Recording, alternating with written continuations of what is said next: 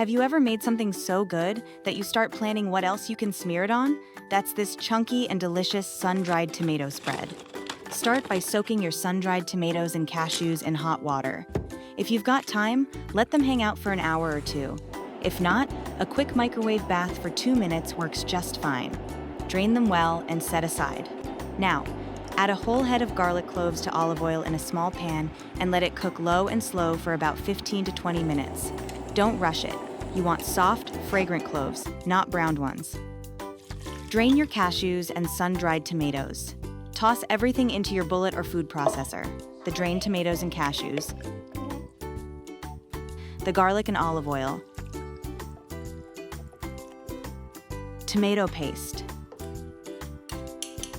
vinegar, salt, and dried parsley. Blend until thick and chunky. If it's too thick, add a splash of olive oil or water until it's smooth and spreadable. Taste it, adjust your seasoning, and serve it up with crackers, bread, or toss it with pasta. It's garlicky, tangy, and just a little bit addictive. Visit nutsandtwigs.com for all the details.